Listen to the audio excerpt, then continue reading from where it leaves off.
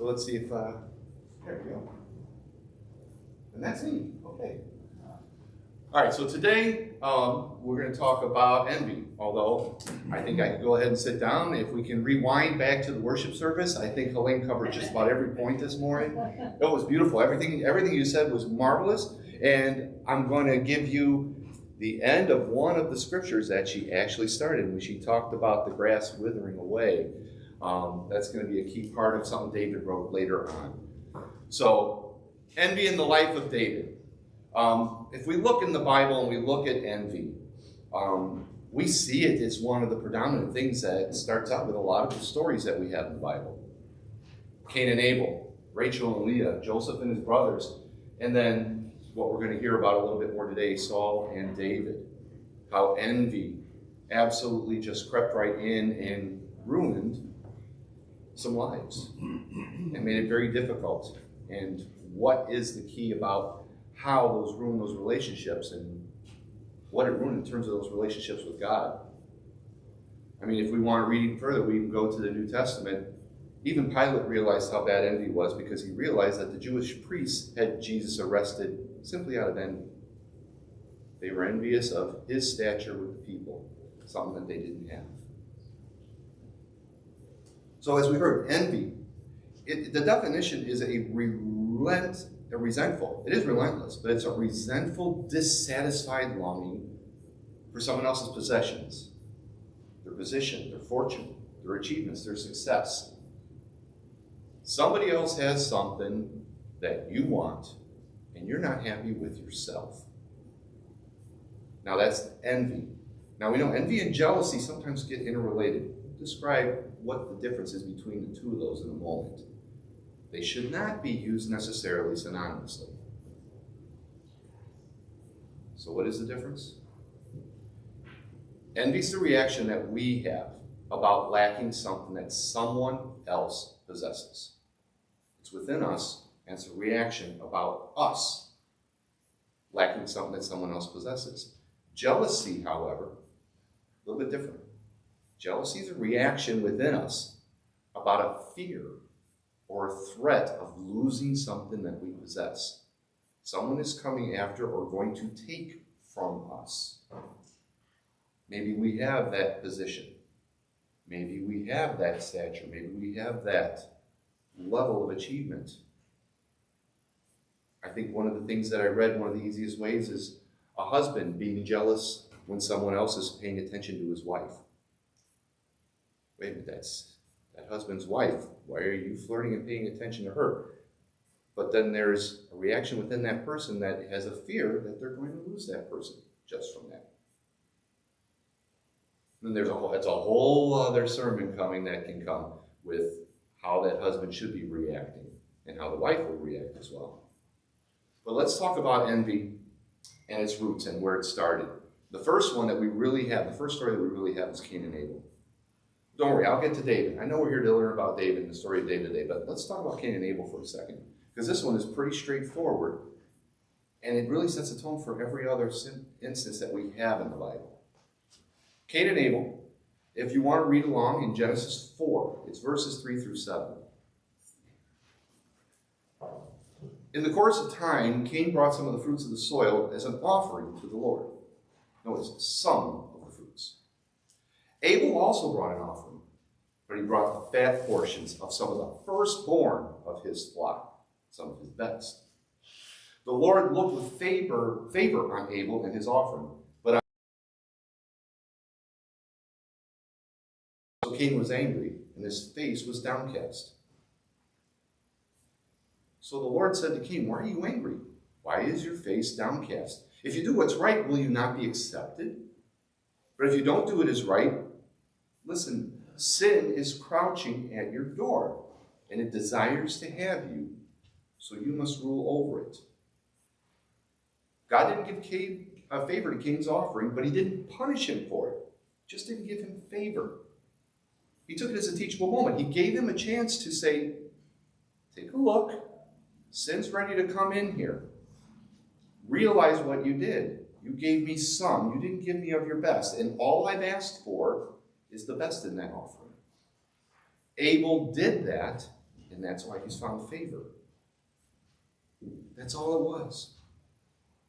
Cain had a choice, because at this point we know now man and woman had a choice. And unfortunately, Cain chose wrong. He became envious of his brother. His brother had the favor. And unfortunately, he thought he should have favor. He thought he had favor with God. And then that quickly became jealousy. Then that jealousy took over, and as we know, shortly after, he took him out to the field and he killed his own brother. Yeah, very harsh story, and a very harsh ending as a first introduction to what envy can lead to, and how quickly it can destroy yourself, destroy a relationship. But now let's take a look at David. Let's take a look at his story, because there were so many opportunities for David to lose his relationship with God, to let envy enter into his life early on. Dennis gave us some great examples last week. I'm going to touch on one of them here a little bit later on in life. But let's take a look at things, because when God spoke to Cain and Abel, he spoke about knowing Cain's heart. And he spoke directly to him and gave him the chance to recognize, here's sin, don't let it come in. He gave him the chance. He gave him a choice. Not unlike we're given a choice. Not like we're given many choices. But again, how did David's life exemplify? As we know, David's life early on, he started out as the youngest of a bunch of brothers, and he was tending the sheep for his father Jesse. He was a simple shepherd, but he was a very accomplished shepherd, if you think about it. He fought off bears, he fought off lions with his bare hands. He became a talented musician just by playing out with the sheep. But he had a heart that sought after God. He wanted that relationship with God. He trusted in God as he tended the sheep. He relied on him. He prayed to him. He gave thanks to him on the times where he had the strength to fight off animals that were attacking the sheep. So, as we know, in David's early life, he's tending the sheep. At this point of his life, Saul is king.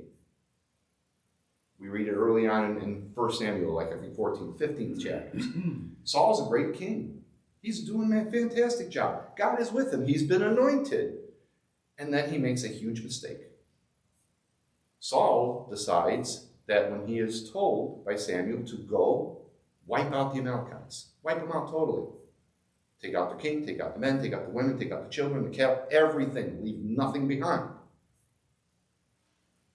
He goes and he destroys the kingdom, except he captures the king and he allows some of his people to take some of the plunders. And that was a big mistake. He disobeyed God at that point. He came back, and then Samuel comes back and gives him an earful. He says, what are you doing? You have disobeyed God. God is not pleased with you. Saul thought he was doing something right, because he wanted to come and bring the king back, and he wanted to bring the riches back and sacrifice them for the people, for them to see. He thought he was doing it so, or at least he told Samuel, to see what God's been doing. He did it because he wanted the adoration of the elders and of the people to see what he had done and not just trust. And that's the point when God's favoring spirit left Saul and he sent a tormenting spirit onto him. Samuel then goes back and is told, you're going to anoint a new king. So he goes to find the new king. He's told to go see Jesse. And it is one of his sons that you'll anoint. But God tells him this. The Lord says in 1 Samuel 16:7, don't judge by their appearance or height, for I've rejected them. The Lord doesn't see things the way you see them. People judge by outward appearance, but the Lord looks at the heart. That's the key thing here, everything. The Lord looks at the heart. So, as we continue on, Samuel shows up. He starts looking. This must be the son. He looks for, no, not the first one, not the second. He goes on all the way through and asks, do you have any more sons? Yes, I do. He's out tending the sheep right now. Bring him to me. David comes in, and he knew immediately. Pulls out the ram's horn, anoints him with oil. David is now anointed as to be the next king of Israel. Does David get up, run, and go ahead? I'm king. It's time to take the throne. Saul, bye-bye. See you later. No. David knows what has happened. But he goes back and tends the sheep. He keeps doing what he's doing. He doesn't get up, jump for joy. Doesn't ask for a party to be thrown in his favor. He stays humble. He continues to do what he has been asked to do at this time. He knows it's going to be the king, but it's not this moment. That's kind of a key thing, that he stayed humble this whole time. He continued to obey what God had said. God didn't tell him, go take the kingdom now. Go lead Israel now. That would come up. It comes up a little bit later because we find that one of the servants of Saul, who is realizing Saul has now had a tormented spirit placed upon him, needs some comforting, but hey, there's a shepherd boy, son of Jesse. He plays the harp really well. Maybe he can come in and he can calm you down. So he orders for him. David now is introduced to Saul. David plays the harp. He calms him down. It's great. He goes back and forth, serving his dad, serving Saul when Saul needs it. He goes back home. Father says, take some food out to your brothers who are sitting there waiting out in a standoff with the Philistines. Because Goliath keeps coming out every day. He keeps mocking the Israel people. He keeps mocking everybody. He keeps mocking God. David shows up to bring food. Nobody wants to dare fight Goliath. But David says, what are you doing? Do you hear how he is mocking our God? Why won't anybody stand up? Why don't you realize that we can defeat him? And eventually, we know the story. David, because of his relationship with God and how he's offended that his God is being insulted the way he is, takes offense, but knows that God is with him and goes out and slays Goliath. And then the army takes over the Philistines. And now, David is brought in. David meets Saul's son, Jonathan. And Jonathan's enamored with him right away. They have a great relationship. Saul's getting a little bit more agitated at this time now. He had a great relationship with his son Jonathan. Now all of a sudden Jonathan's attention is all with David. Things are going great though, but Saul takes David out. They're winning battles. And now comes the point where envy really becomes a part of Saul's life. Again, been playing the harp. Defeats Goliath. But now they're coming back from a victory. And after this victory, the women come out to sing and proclaim the victory and their thanks for the victory. But it's their song. It's their song that kind of puts Saul over the edge. In 1 Samuel 18, verses 6 through 9, when the victorious Israelite army was returning home after David had killed the Philistines, women from all the towns of Israel came out to meet King Saul. They sang and they danced for joy with tambourines and cymbals, and their song was, Saul has killed his thousands. Pretty amazing. And David his 10,000s. Uh-oh. It's an innocent song. It's a truthful song. Because David went out and was the one winning the battles and winning the huge battles.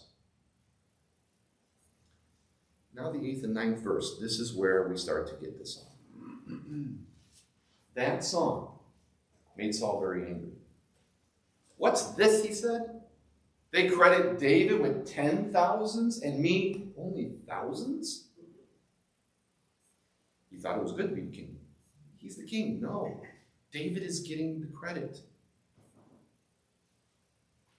He says next they'll be making him their king. Went from envy to what he's fearing now, that he will not be king. He is now gone from envy to jealous in a heartbeat. And at this moment, Saul kept a jealous eye on David.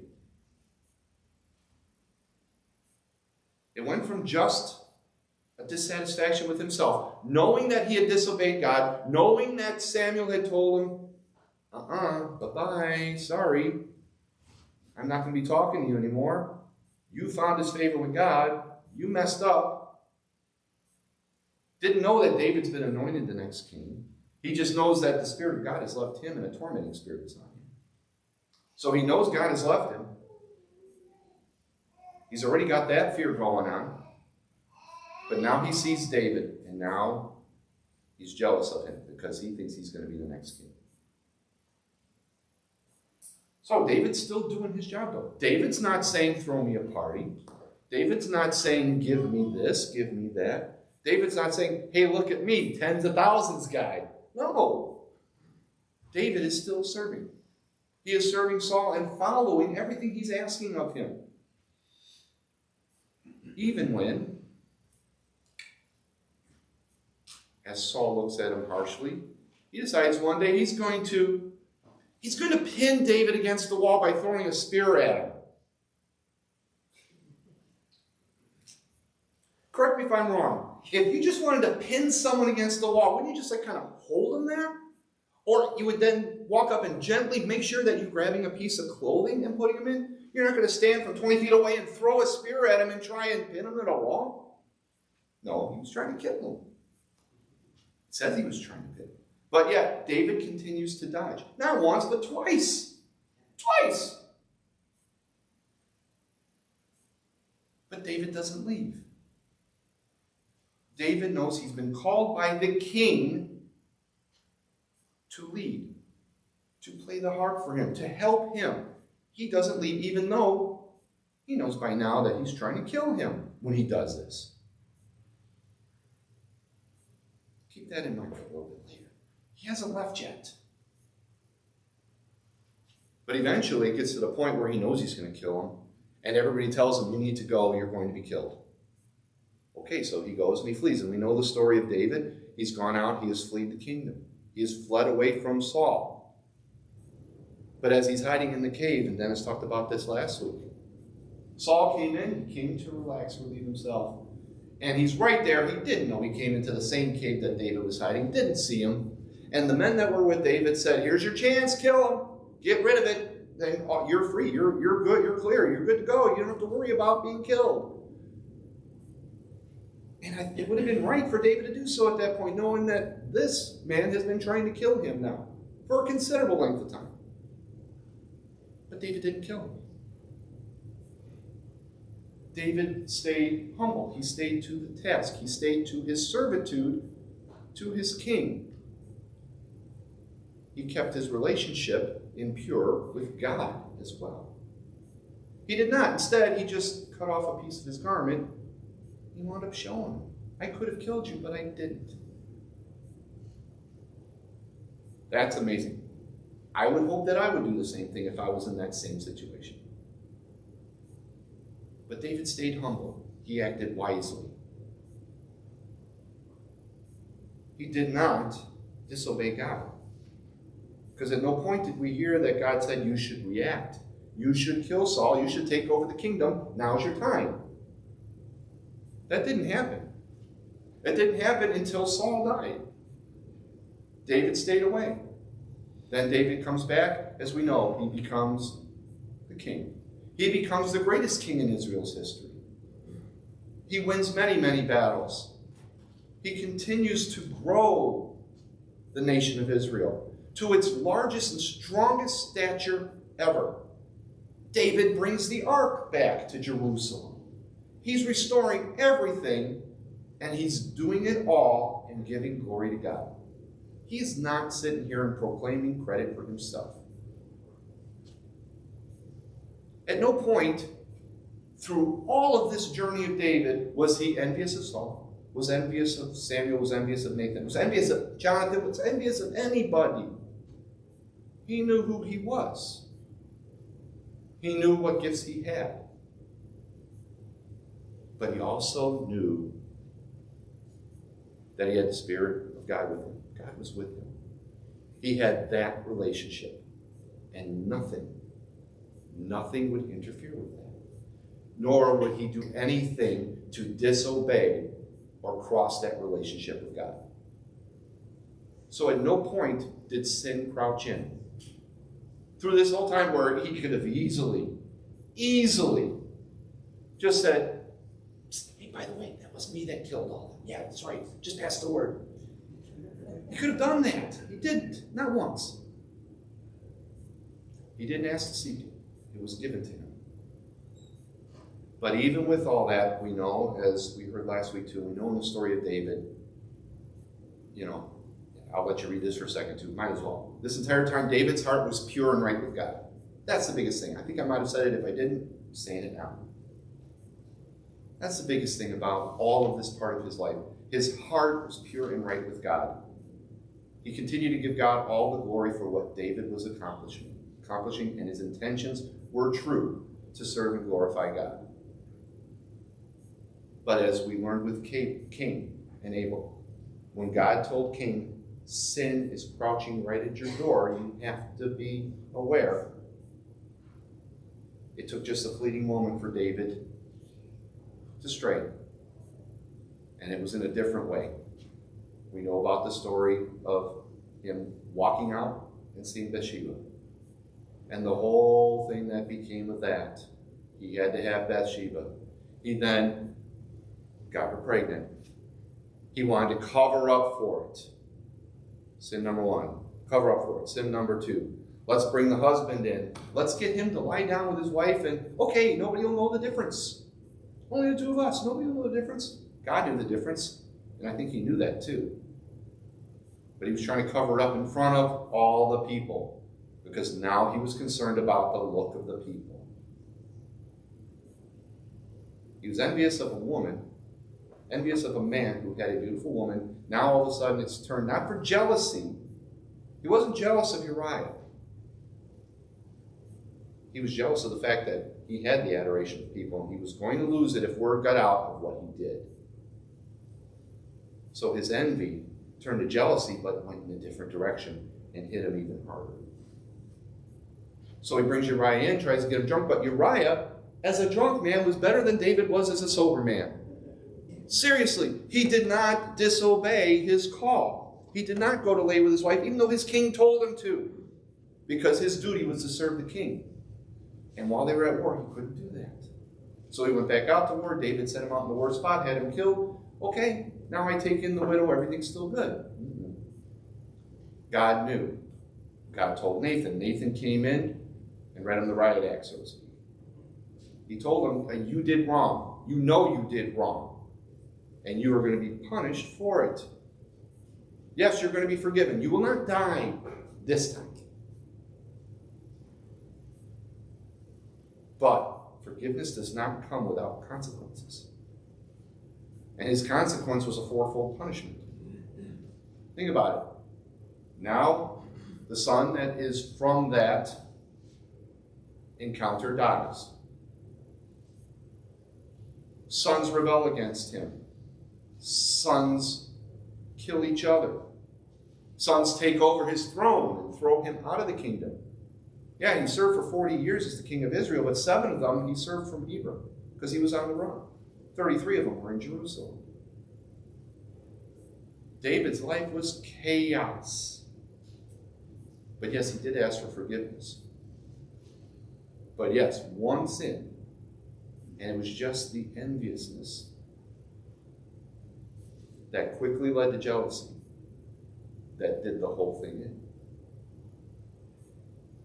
So how do we avoid this? How do we combat this? And I'll be honest, I'm going to give you a little comparison here.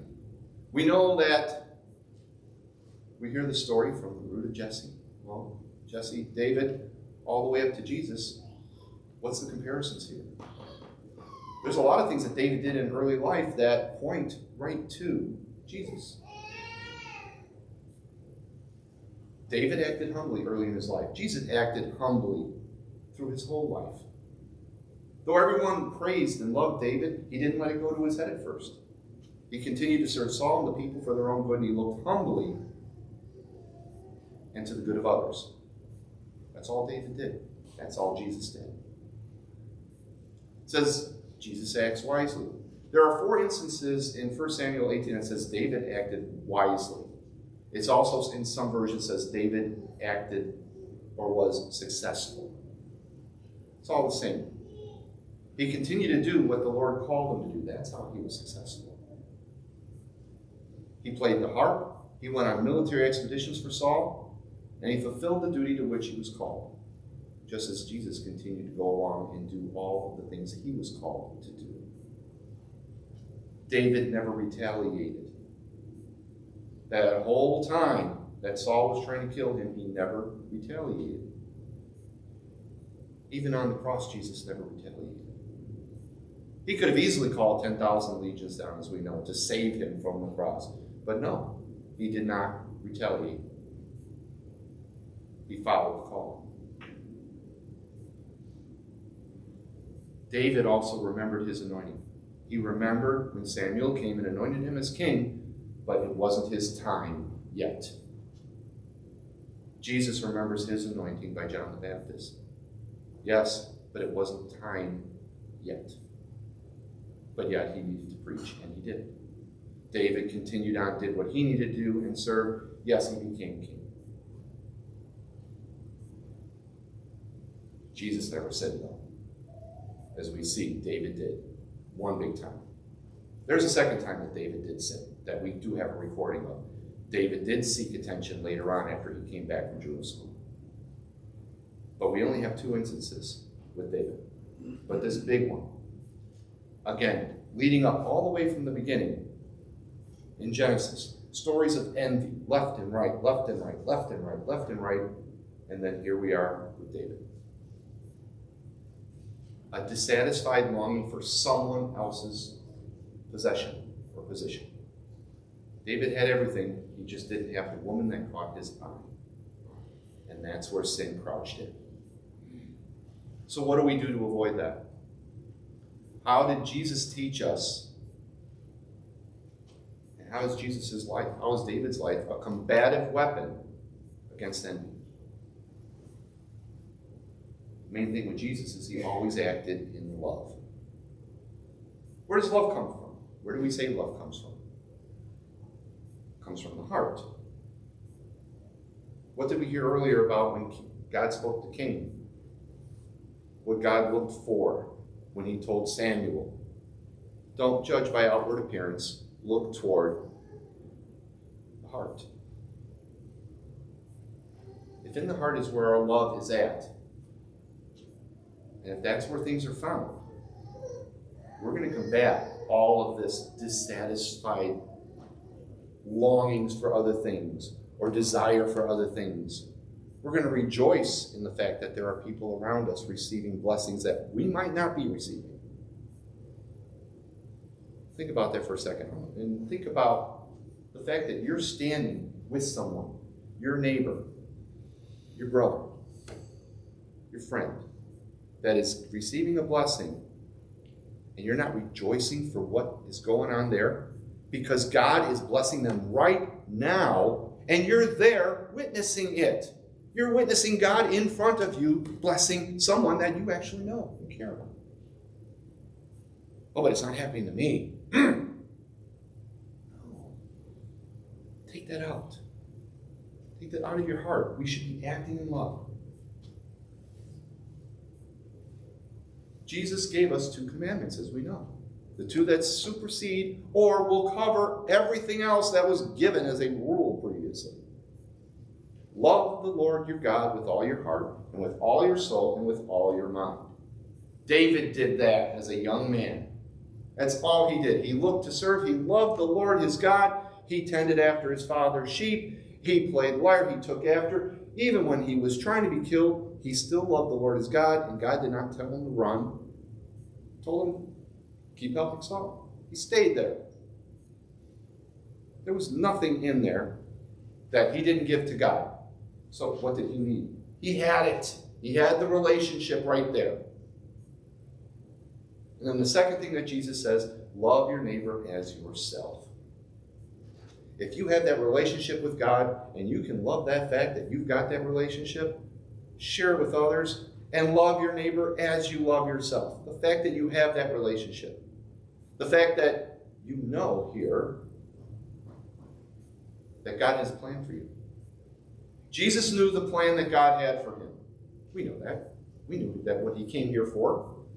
And we knew he knew what he needed to do. David knew the plan God had for him right after he was anointed by Samuel. He didn't rush it. He knew it was in time, in God's time, because he had that relationship. He fully trusted what God had in plan for him. We should start by rejoicing and knowing that God has a plan for us. That doesn't mean we should know what that plan is or are going to be aware of it. We should try to seek it. We should look for it. We should talk to him about it. We should pray about it. We've been learning about that for several weeks here.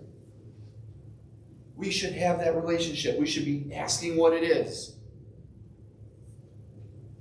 But still believe and know that he has a plan for us. Jeremiah 29:11, we all know that phrase. For I know the plans I have for you, says the Lord. They are plans for good and not for disaster. They are to give you a future and a hope. Now, do you know what the next two verses are? We tend to forget those next two. And they're very important to go with this. God has a plan. It's for good, not for disaster, it's for a future and a hope. But here's what you got to do. It's in those days when you pray, I will listen. So what do you got to do first? You have to realize that God has a plan for you that's good.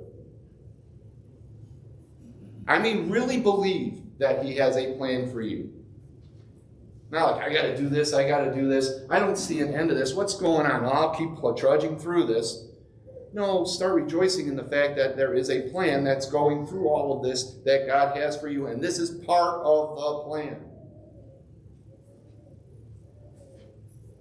Everything isn't going to be candy and rainbows and unicorns. We're going to have to go through some thorns and thickets and some difficult times. But it's all part of God's plan because at the end, it is good. So in those days that you realize and you pray, then he will listen. And if you do it wholeheartedly, seek with your entire heart, because that's where God is looking, you will find him. If you're doing that and you're seeking all that, there is no way, if you're at it 100%, no way that you're going to find resentment. You're going to find a longing for something else other than God. Envy will not creep into your life. That is your weapon right there. We heard Helene mention the first two verses in her reading today of Psalm 3, where she ended with, the grass will wither. David continued to write. Remember, this is what David wrote. David, when he realized where he was still in a good relationship with God, trust in the Lord and do good. Then you will live safely in the land and prosper. Take delight in the Lord, and he will give you your heart's desires. And commit everything you do to the Lord. Trust in him, and he will help you. God looks to the heart. We've seen that in all the stories. Jesus has given us two commandments that ask us to lead with our heart. They're all about love. If you lead with your heart in love and joy for others, love your neighbor as yourself. Just as Jesus did. you will find that relationship with God. You will find it in a deep, you will find it in a whole, and in a way that nothing else can disturb it. It is the deepest relationship you could possibly ever find. Just like a young David did, when you realize that those plans for God that has for you are good, and you make that commitment to love and seek God wholeheartedly, again, you'll remove all envy from your life. You will find the joy and the blessings. You will share it with yourself. You will share it with everybody. Now, if you're sharing good life and you're sharing joy with everybody, what's there to be deep and dark and resentful of? It's time to be happy and to rejoice. May God add his blessing.